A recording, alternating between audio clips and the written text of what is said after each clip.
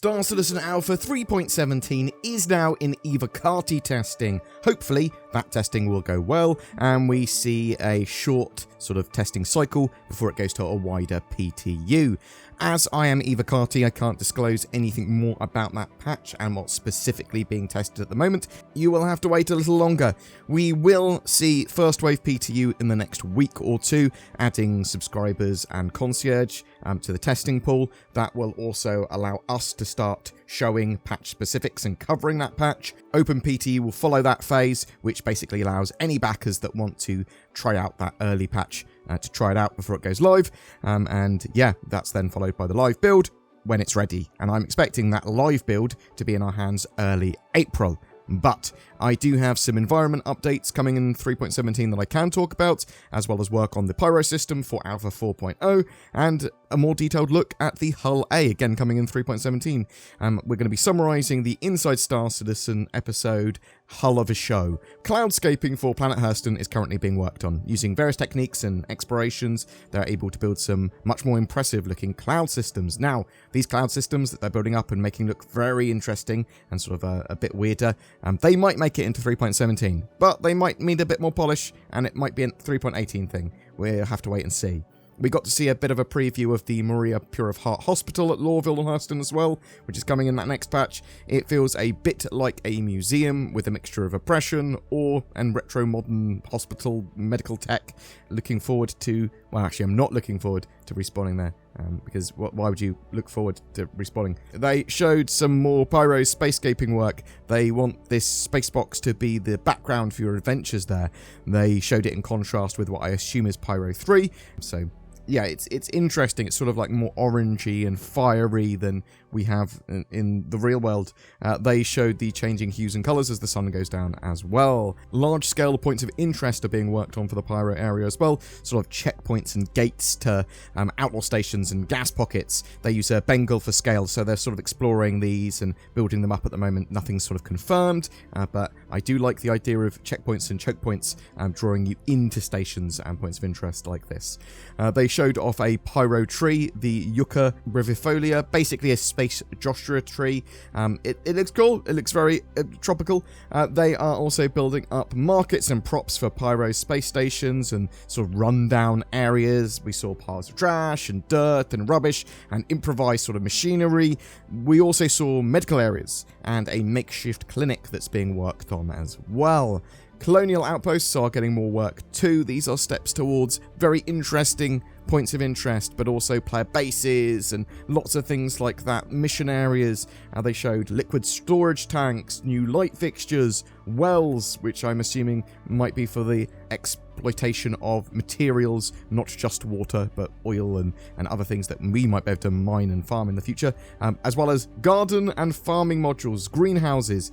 This excites me. I like farming on planets. I may be mad because we're supposed to be playing a spaceship game, but I like the industry aspect. I like gardening. I like farming. I like greenhouse. It's pretty as well. They continue to white box, derelict, and wrecked outpost sort of areas too, and variants for that, and these will help form points of interest and mission areas in the future. Let's move on to a bit of a different topic. Cargo gameplay is currently extremely simple in-game. It's expanding out in 3.18, and in the near future it's going to become a physical loading process that is a part of cargo gameplay. It's not just going to be, I've bought commodities at a console, beep, beep, boop, and I've sold them at a console, beep, boop, boop. It's going to be, well, there's times and costs associated with that needs to be physically loaded on and off.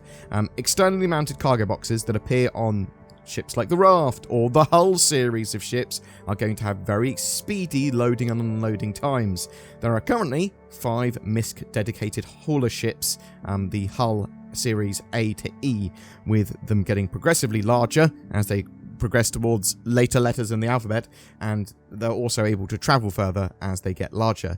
The Hull A can be seen as the entry-level ship for cargo hauling as a profession. Its cargo is designed to get on and off the ship as quickly as possible. Although, being a relatively small ship, it has an amazing ship-to-cargo ratio, with it just going, look, it is a dedicated cargo hauler. That is the main purpose of the ship. It's flyable with a single person, it can be fully cargo laden, and land pretty much anywhere, planet stations, hangars or at remote outposts, that sort of stuff. It's going to be able to get into areas that other ships can't. Let's take a bit of a tour of the ship. The cockpit is typically MISC, with a curved console and a bay-type window.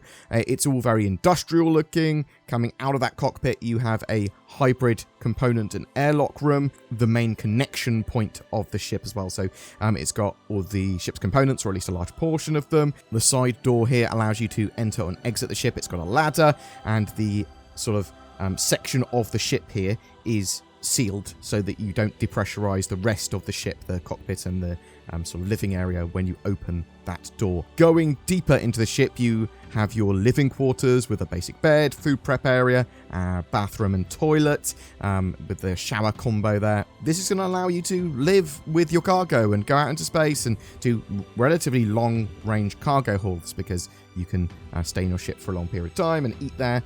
In Alpha 3.17, we're going to have the Hull A. This will be before the cargo factor is in, though, because the cargo factor is planned for 3.18, or at least some of the cargo factor. It will be functional, that ship, as a cargo ship in 3.17, but it's going to unlock more and more features as we get into 3.18 and beyond. You can see why the morphing physics grid and spindles took so much time to get working, because they are pretty intricate, and this paves the way for the Hull C to come out soon as well. But yeah, the way the ship morphs and sort of goes into sort of cargo mode and normal flight mode, yeah, that's pretty sweet. Boom! That's it for your Star Citizen updates today. Are you excited for Alpha 3.17? Do you want to go hauling in the Hull A, or wait for its much bigger brother, the Hull C? Are you going to be exploring the new environments of 3.17 when you can? Or are you waiting for the Pyro system, something a bit more meaty to get your teeth stuck into? Whatever your thoughts, I'd love to hear from you in the comments below. I am French and sophisticated. I am also French and also sophisticated. Let us go on a date. Neither of these people are French or sophisticated. It was me doing a funny voice, as well as showing the horrors of dating online and what happens if you accidentally catfish yourself with 2 of your own accounts. But French people don't talk like that even. No one does. NordVPN can make you appear to be in France, but it doesn't make you French, as I've now found out. It can be used to improve security or give you more accessibility to the internet. I can watch all my favourite shows. Get yourself NordVPN today in the links below and maybe be a better version of yourself. Now that's shilling for you. Every month we have a Star Citizen ship giveaway, and March is no different. We have a Crusader Industries Mercury Star Runner. This multi-crew, multi-role, cargo and data running ship is my favourite ship in the game. It has loads of little smuggling holes. It's got a good amount of armament. It can do a little bit of everything in the game at the moment. To be in for a chance of winning it, just comment on any of my videos made during March. More details in the description below.